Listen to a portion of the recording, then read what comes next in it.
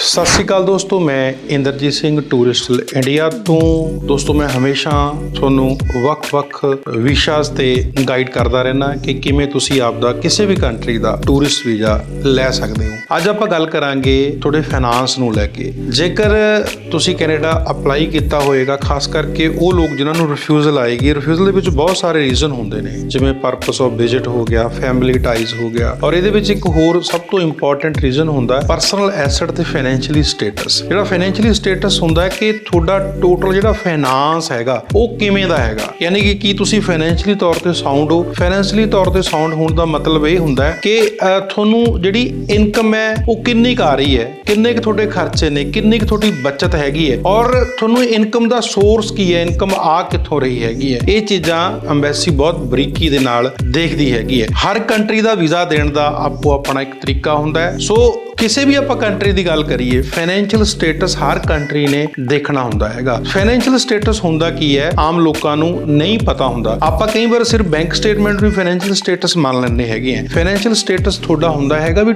Overall income ਦਾ source, income ਦੀ ਬਚਤ ਤੇ income ਦੀ ਖਪਤ, ਯਾਨੀ ਕਿ ਤੁਹਾਨੂੰ ਇਨਕਮ ਕਿੱਥੋਂ ਆ ਰਹੀ ਹੈਗੀ ਹੈ ਤੇ ਕਿੱਥੇ ਤੁਹਾਡਾ ਖਰਚਾ ਹੋ ਰਿਹਾ, ਔਰ ਜੋ ਇਨਕਮ ਹੈ ਉਸ ਤੋਂ ਤੁਹਾਨੂੰ ਕਿੰਨੀ ਬਚਤ ਹੋ ਰਹੀ ਹੈ, ਕੀ ਤੁਹਾਡੇ ਖਰਚੇ ਨੇ। ਇਹ ਸਾਰੀਆਂ ਚੀਜ਼ਾਂ ਨੂੰ ਕੈਲਕੂਲੇਟ ਜਿਹੜਾ ਹੈਗਾ ਉਹ ਇੱਕ ਬੈਂਕ ਸਟੇਟਮੈਂਟ ਦੇ ਜ਼ਰੀਏ ਕੀਤਾ ਜਾਂਦਾ ਹੈਗਾ। ਸੋ ਆਪਾਂ ਕਈ ਵਾਰੀ ਹੁਣ ਕਰਦੇ ਕੀ ਹੈ, ਜਦੋਂ ਆਪਾਂ ਵੀਜ਼ਾ ਅਪਲਾਈ ਕਰਦੇ ਹਾਂ, ਸਾਡਾ ਜ਼ੋਰ ਇਹ ਹੁੰਦਾ ਕਿ ਸਾਡੇ ਅਕਾਊਂਟ 'ਚ ਪੈਸੇ ਕਿੰਨੇ ਨੇ, ਬਟ ਉਹਨਾਂ ਪੈਸਿਆਂ ਦਾ ਸੋਰਸ ਕੀ ਹੈ ਇਹ ਆਪਾਂ ਇਸ ਵੱਲ ਧਿਆਨ ਨਹੀਂ ਦਿੰਦੇ। ਮੈਂ ਹਮੇਸ਼ਾ ਤੁਹਾਨੂੰ ਇੱਕ ਚੀਜ਼ ਬਾਰੇ ਗਾਈਡ ਕਰਦਾ ਹੁੰਦਾ ਕਿ ਤੁਸੀਂ ਕਦੇ ਵੀ ਆਪਦਾ ਵੀਜ਼ਾ ਅਪਲਾਈ ਕਰੋ ਤਾਂ ਤੁਹਾਨੂੰ ਘੱਟੋ ਘੱਟ 6 ਮਹੀਨੇ ਪਹਿਲਾਂ ਤਿਆਰੀ ਜਿਹੜੀ ਹੈਗੀ ਹੈ ਉਹ ਕਰਨੀ ਸ਼ੁਰੂ ਕਰ ਦੇਣੀ ਚਾਹੀਦੀ ਹੈ। ਕਿਉਂਕਿ ਆਪਾਂ 6 ਮਹੀਨਿਆਂ ਦੇ ਵਿੱਚ ਆਪਦੀ ਬੈਂਕ ਸਟੇਟਮੈਂਟ ਨੂੰ ਜਿਵੇਂ ਦਾ ਅੰਬੈਸੀ ਆਫਿਸਰ ਚਾਹੁੰਦਾ ਹੈਗਾ ਉਸ ਤਰ੍ਹਾਂ ਦਿਖਾ ਸਕਦੇ ਹੈਗੇ ਆ। ਆਪਾਂ 6 ਮਹੀਨਿਆਂ ਦੇ ਵਿੱਚ ਜਿੱਥੋਂ ਵੀ ਸਾਨੂੰ ਇਨਕਮ ਆ ਰਹੀ ਹੈ ਉਸ ਨੂੰ ਆਪਾਂ ਅਕਾਊਂਟ ਦੇ ਵਿੱਚ ਲੈ ਸਕਦੇ ਹੈਗੇ ਆ, ਔਰ ਉਸ ਇਨਕਮ ਨੂੰ ਅਸੀਂ ਪ੍ਰੋਪਰ ਤਰੀਕੇ ਨਾਲ ਯੂਟਿਲਾਈਜ਼ ਕਰ ਸਕਦੇ ਹਾਂ ਕਿ ਇਹਦੇ 'ਚ ਆਪਾਂ ਕਿੰਨਾ ਖਰਚਾ ਦਿਖਾਣਾ ਹੈਗਾ ਤੇ ਕਿੰਨਾ ਹੀ ਆਪਾਂ ਇਹਦੇ 'ਚ ਸੇਵਿੰਗ ਕਰਨੀ ਹੈਗੀ ਹੈ। ਸੋ ਇਹ ਸਾਰੀਆਂ ਚੀਜ਼ਾਂ ਜਿਹੜੀਆਂ ਹੈਗੀਆਂ ਮੇਨਟੇਨ ਜਿਹੜੀਆਂ ਉਹ ਕੀਤੀਆਂ ਜਾ ਸਕਦੀਆਂ ਨੇ। ਕਈ ਵਾਰੀ ਹੁੰਦਾ ਕੀ ਹੈ ਕਿ ਆਪਾਂ ਨੂੰ ਫਰਜ਼ ਕਰੋ 50,000 ਇਨਕਮ ਆ ਗਈ, ਆਪਾਂ 50,000 ਹੀ ਡਾਤਾ, ਲੱਖ ਇਨਕਮ ਆ ਗਈ, ਲੱਖ ਹੀ ਡਾਤਾ, ਉਸ ਚੀਜ਼ ਦਾ ਕੋਈ ਬੈਨੀਫਿਟ ਨਹੀਂ ਹੁੰਦਾ। ਸੋ ਜੇ ਤੁਸੀਂ ਆਪਦੇ ਫੰਡ ਵੀ ਮੇਨਟੇਨ ਕਰਨੇ ਨੇ, ਆਪਦੀ ਇਨਕਮ 'ਚੋਂ ਹੀ ਮੇਨਟੇਨ ਕਰੋ। ਫਰਜ਼ ਕਰੋ ਤੁਹਾਨੂੰ 70,000 ਦੀ ਇਨਕਮ ਆ ਰਹੀ ਹੈ, ਉਹਦੇ ਤੁਸੀਂ 35,000 ਦਾ ਖਰਚਾ ਦਿਖਾ ਸਕਦੇ ਹੋ ਤੇ 35,000 ਤੁਸੀਂ ਕੰਟੀਨਿਊਸਲੀ ਜਿਹੜੀ ਹੈਗੀ ਹੈ ਸੇਵਿੰਗ ਦੇ ਵਿੱਚ ਦਿਖਾ ਸਕਦੇ ਹੋ, ਜਿਹੜਾ ਐਂਡ ਦੇ ਵਿੱਚ ਜਾ ਕੇ ਤੁਹਾਡਾ 3.5-4 ਲੱਖ ਰੁਪਇਆ ਬਣ ਜਾਂਦਾ ਹੈਗਾ। ਇਸੇ ਤਰੀਕੇ ਨਾਲ ਜਿਹੜੇ ਤੁਹਾਡੇ ਖਰਚੇ ਨੇ ਉਹ ਕੋਸ਼ਿਸ਼ ਕਰੋ ਕਿ ਮੈਕਸਿਮਮ ਤੁਸੀਂ ਜਿਹੜੇ ਖਰਚੇ ਨੇ ਉਹ ਆਪਦੇ ਅਕਾਊਂਟ ਦੇ ਥਰੂ ਹੀ ਕਰੋ। ਅੱਜ ਕੱਲ ਤਾਂ ਬਹੁਤ ਸਾਰੇ ਇਸ ਤਰ੍ਹਾਂ ਦੇ ਫਾਈਨੈਂਸ਼ੀਅਲ ਜਿਹੜੇ ਪਲੇਟਫਾਰਮ ਹੈਗੇ ਨੇ ਹਨਾ, ਜਿਹੜੇ ਆਮ ਨਾਰਮਲ ਬੰਦਾ ਵੀ ਯੂਜ਼ ਕਰ ਸਕਦਾ, ਜਿਵੇਂ ਗੂਗਲ ਪੇ ਹੈਗਾ, ਫੋਨ ਪੇ ਹੈ, ਜਾਂ ਤੁਸੀਂ ਆਪਦਾ ਜਿਹੜਾ ATM ਹੈ, ਡੈਬਿਟ ਕਾਰਡ ਹੈ, ਕ੍ਰੈਡਿਟ ਕਾਰਡ ਹੈ, ਉਹ ਯੂਜ਼ ਕਰ ਸਕਦੇ ਹੋ ਤਾਂ ਕਿ ਤੁਸੀਂ ਜਿਹੜੀ ਮੈਕਸਿਮਮ ਟ੍ਰਾਂਜੈਕਸ਼ਨ ਆਪਣੇ ਅਕਾਊਂਟ ਦੇ ਵਿੱਚ ਦਿਖਾ ਸਕੋ। ਕਈ ਲੋਕ ਕੀ ਕਰਦੇ ਨੇ ਕਿ ਬੈਂਕ ਸਟੇਟਮੈਂਟ ਬੜੀ ਸੋਹਣੀ ਬਣਾ ਲੈਂਦੇ ਨੇ, ਟ੍ਰਾਂਜੈਕਸ਼ਨਾਂ ਬੜੀਆਂ ਵਧੀਆ ਦਿਖਾ ਲੈਂਦੇ ਨੇ, ਪਰ 2 ਮਹੀਨੇ ਇਸ ਤਰ੍ਹਾਂ ਕਰ ਪਾਉਂਦੇ ਨੇ ਕਿਉਂਕਿ ਪੈਸੇ ਕਿੱਥੋਂ ਚੱਕੇ ਹੁੰਦੇ ਨੇ, ਕਿੱਥੋਂ ਫੜੇ ਹੁੰਦੇ ਨੇ, ਫਿਰ ਉਹ ਅਕਾਊਂਟ ਨੂੰ ਇੱਕਦਮ ਜ਼ੀਰੋ ਕਰ ਲੈਂਦੇ ਨੇ ਹਨਾ। ਜੇਕਰ ਤੁਹਾਡਾ ਅਕਾਊਂਟ ਉਹ ਕੰਟੀਨਿਊਸਲੀ ਅਪ ਹੁੰਦਾ ਆ ਰਿਹਾ, ਵੱਧਦਾ ਆ ਰਿਹਾ, ਤੁਸੀਂ 2 ਮਹੀਨੇ ਬਾਅਦ ਪੈਸੇ ਪੂਰੇ ਕਢਾ ਲਓਗੇ, ਫਿਰ ਪਾਣੇ ਸ਼ੁਰੂ ਕਰ ਦੋਗੇ, ਉਹ ਚੀਜ਼ ਵੀ ਗਲਤ ਹੈ। ਜੇ ਤੁਸੀਂ ਆਪਦੀ ਬੈਂਕ ਸਟੇਟਮੈਂਟ ਮੇਨਟੇਨ ਕਰ ਰਹੇ ਹੋ, ਘੱਟੋ ਘੱਟ 3-4-5 ਮਹੀਨੇ ਸਬਰ ਕਰੋ ਤੇ ਉਸ ਨੂੰ ਕੰਟੀਨਿਊਸਲੀ ਜਿਹੜਾ ਹੈਗਾ ਅਪਡੇਟ ਹੋਣ ਦਿਓ, ਯਾਨੀ ਕਿ ਕੰਟੀਨਿਊਸਲੀ ਜਿਹੜਾ ਬੈਲੈਂਸ ਹੈਗਾ ਉਹ ਵੱਧਦਾ ਜਾਏ, ਘਟੇ ਨਾ। ਸੋ ਉਹਦੇ ਵਿੱਚ ਕੰਟੀਨਿਊਸਲੀ ਇਨਕਮ ਦਾ ਸੋਰਸ ਆਂਦਾ ਜਾਏ,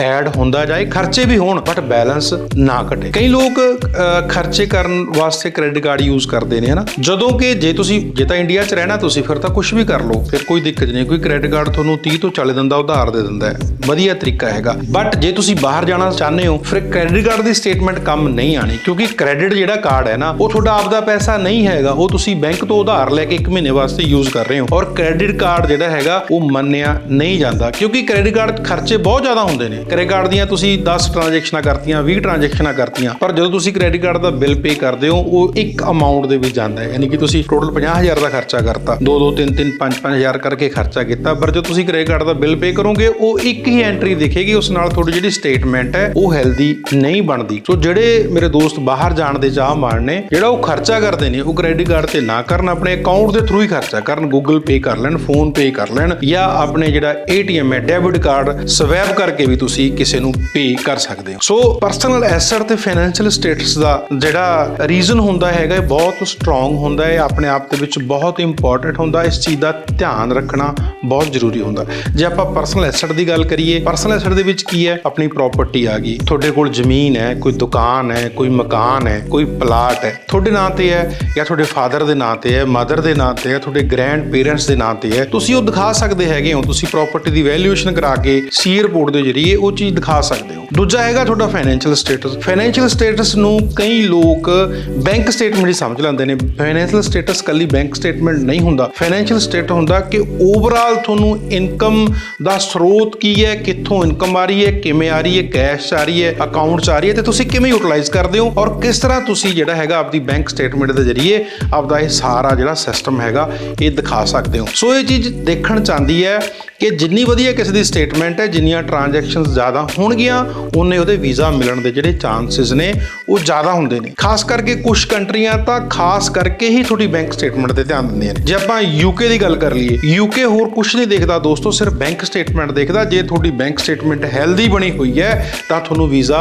ਮਿਲ ਜਾਂਦਾ ਹੈ। ਜੇ ਤੁਹਾਡੀ ITR 4.5 ਲੱਖ ਦੀ ਵੀ ਹੈਗੀ ਹੈ ਤੇ ਤੁਹਾਡੀ ਬੈਂਕ ਸਟੇਟਮੈਂਟ ਹੈਲਦੀ ਹੈ ਨਾ, ਤਾਂ ਵੀ ਤੁਸੀਂ ਵੀਜ਼ਾ ਲੈ ਜਾਂਦੇ ਹੋ। ਹੁਣ ਨਿਊਜ਼ੀਲੈਂਡ ਵੀਜ਼ਾ ਦੇ ਰਿਹਾ। ਨਿਊਜ਼ੀਲੈਂਡ ਦੇਖਦਾ ਕੀ ਹੈ? ਤੁਹਾਡੀ ਬੈਂਕ ਸਟੇਟਮੈਂਟ, ਤੁਹਾਡੀ ITR, ਤੁਹਾਡਾ ਕੰਮ ਦਾ ਪ੍ਰੂਫ ਯਾਨੀ ਕਿ ਤੁਹਾਡਾ ਫਾਈਨੈਂਸ਼ੀਅਲ। ITR ਕਿਸ ਚਾਹੁੰਦੀ? ਤੁਹਾਡੀ ਫਾਈਨੈਂਸ਼ੀਅਲ ਚਾਹੁੰਦੀ ਹੈ, ਠੀਕ ਹੈ ਜੀ। ਤੁਹਾਡਾ ਕੰਮਕਾਰ ਯਾਨੀ ਕਿ ਤੁਹਾਡਾ ਏਮਪਲੋਇਮੈਂਟ ਲੈਟਰ ਕਿਸ ਚੀਜ਼ ਚਾਹੁੰਦਾ? ਤੁਹਾਡੇ ਫਾਈਨੈਂਸ਼ੀਅਲ ਚਾਹੁੰਦਾ ਹੈ। ਜੇ ਫਾਰਮ ਕਿਸ ਚੀਜ਼ ਚਾਹੁੰਦੇ ਨੇ? ਫਾਈਨੈਂਸ਼ੀਅਲ ਚਾਹੁੰਦੇ ਨੇ ਤੁਹਾਡੇ। ਜਾਂ ਤੁਹਾਡਾ ਜੁਆਇਨਿੰਗ ਲੈਟਰ ਉਹ ਵੀ ਫਾਈਨੈਂਸ਼ੀਅਲ ਦਾ ਹਿੱਸਾ ਹੈਗਾ, ਕਿਉਂਕਿ ਜੇ ਜੁਆਇਨਿੰਗ ਲੈਟਰ ਜਨਰੇਟ ਹੋਇਆ ਤਾਂ ਹੀ ਤੁਹਾਨੂੰ ਜਿਹੜਾ ਏਮਪਲੋਇਮੈਂਟ ਹੈ ਉਹ ਜਨਰੇਟ ਹੋਇਆ। ਇਟ ਮੀਨਸ ਉਹ ਵੀ ਤੁਹਾਡੇ ਫਾਈਨਾਂਸ ਦਾ ਯਾਨੀ ਕਿ ਫਾਈਨੈਂਸ਼ੀਅਲ ਸਟੇਟਸ ਦਾ ਹਿੱਸਾ ਹੈਗਾ। ਸੋ ਇਹ ਗਲਤੀ ਕਦੇ ਨਾ ਕਰਿਓ ਕਿ ਤੁਸੀਂ ਬੈਂਕ ਸਟੇਟਮੈਂਟ 'ਚ ਲੋਕ ਕਰਦੇ ਕੀ ਹੈ ਕਿ ਆਪਾਂ ਨੇ ਵੀਜ਼ਾ ਅਪਲਾਈ ਕਰਨਾ ਜੀ ਤੇ ਆਪਾਂ ਚੱਕ ਕੇ ਅਕਾਊਂਟ 'ਚੋਂ ਕਿਤੋਂ ਪੈਸੇ ਲੈ ਕੇ ਪਾ ਲਏ, ਉਹਦੀ ਸਟੇਟਮੈਂਟ ਲਾਤੀ, ਉਹੀ ਰਿਜੈਕਸ਼ਨ ਆ ਜਾਂਦੀ ਹੈ ਕਿ ਤੁਹਾਡੇ ਜਿਹੜੇ ਜੇ ਯੂਕੇ ਦੀ ਗੱਲ ਕਰੀਏ ਕਿ ਫੰਡ ਕਿੱਥੋਂ ਆਏ ਨੇ, ਇੰਨੇ ਫੰਡ ਕਿੱਥੋਂ ਆਏ ਨੇ। ਜਾਂ ਕੈਨੇਡਾ ਵੀ ਚੀਜ਼ ਦੇਖਦਾ ਕਿ ਇੱਕਦਮ ਇੰਨੇ ਜ਼ਿਆਦਾ ਫੰਡ ਆਏ ਹੋਏ ਨੇ। ਇਸ ਕਰਕੇ ਆਪਦਾ ਜਿਹੜਾ ਫਾਈਨੈਂਸ਼ੀਅਲ ਸਟੇਟਸ ਹੈ ਇਹਨੂੰ ਮੇਨਟੇਨ ਕਰੋ, ਆਪਦੀ ਬੈਂਕ ਸਟੇਟਮੈਂਟ ਮੇਨਟੇਨ ਕਰੋ। ਔਰ ਇਹ ਚੀਜ਼ ਸਭ ਤੋਂ ਜ਼ਿਆਦਾ ਇੰਪੋਰਟੈਂਟ ਹੈ। ਜੇ ਤੁਸੀਂ ਇਸ ਚੀਜ਼ ਤੇ ਧਿਆਨ ਦਿਓਗੇ ਤੁਸੀਂ ਮਾਰ ਨਹੀਂ ਖਾਓਗੇ ਔਰ ਤੁਸੀਂ ਵੀਜ਼ਾ ਲੈਣ ਦੇ ਵਿੱਚ ਕਾਫੀ ਹੱਦ ਤੱਕ ਸਫਲ ਹੋਵੋਗੇ। ਤੁਹਾਡਾ ਫਾਈਨੈਂਸ਼ੀਅਲ ਸਟੇਟਸ ਮੇਨਟੇਨ ਕਰਨ ਦੇ ਵਿੱਚ, ਬਣਾਉਣ ਦੇ ਵਿੱਚ ਅਸੀਂ ਵੀ ਯਾਨੀ ਕਿ ਸਾਡੀ ਕੰਪਨੀ ਵੀ ਤੁਹਾਡੀ ਹੈਲਪ ਕਰ ਸਕਦੀ ਹੈ। ਤੁਹਾਨੂੰ ਜੇਕਰ ਨਹੀਂ ਪਤਾ ਲੱਗ ਰਿਹਾ ਕਿ ਤੁਸੀਂ ਆਪਦੀ ਬੈਂਕ ਸਟੇਟਮੈਂਟ ਕਿਵੇਂ ਮੇਨਟੇਨ ਕਰਨੀ ਹੈ, ਕਿਵੇਂ ਤੁਸੀਂ ਆਪਦੀਆਂ ਐਂਟਰੀਆਂ ਦਿਖਾਣੀਆਂ ਨੇ, ਕਿਵੇਂ ਤੁਸੀਂ ਆਪਦੀ ਇਨਕਮ ਦਾ ਸਰੋਤ ਉਹ ਦੱਸਣਾ ਹੈਗਾ, ਸੋ ਤੁਸੀਂ ਸਾਨੂੰ ਕਾਲ ਕਰ ਸਕਦੇ ਹੋ। ਸਾਡੇ ਤੋਂ ਫ੍ਰੀ ਆਫ ਕਾਸਟ ਜਿਹੜੀ ਹੈਗੀ ਹੈ ਉਹ ਕੰਸਲਟੈਂਸੀ ਲੈ ਸਕਦੇ ਹੋ, ਕੰਸਲਟ ਕਰ ਸਕਦੇ ਹੋ ਸਾਨੂੰ। ਸੋ ਜੇਕਰ ਕਿਸੇ ਵੀਰ ਭੈਣ ਭਰਾ ਨੂੰ ਆਪਦੀ ਪ੍ਰੋਫਾਈਲ ਬਾਰੇ ਪਤਾ ਨਹੀਂ ਲੱਗ ਰਿਹਾ ਕਿ ਕਿਵੇਂ ਬਣਾਉਣੀ ਹੈਗੀ ਹੈ ਪ੍ਰੋਫਾਈਲ ਜਾਂ ਕਿਵੇਂ ਆਪਦੀ ਬੈਂਕ ਸਟੇਟਮੈਂਟ ਮੇਨਟੇਨ ਕਰਨੀ, ਕਿਵੇਂ ਫੰਡ ਮੇਨਟੇਨ ਕਰਨੇ, ਤਾਂ ਤੁਸੀਂ ਸਾਨੂੰ ਕਾਲ ਕਰ ਸਕਦੇ ਹੋ ਔਰ ਇਸ ਚੀਜ਼ ਦਾ ਅਸੀਂ ਕੋਈ ਚਾਰਜ ਨਹੀਂ ਕਰਦੇ।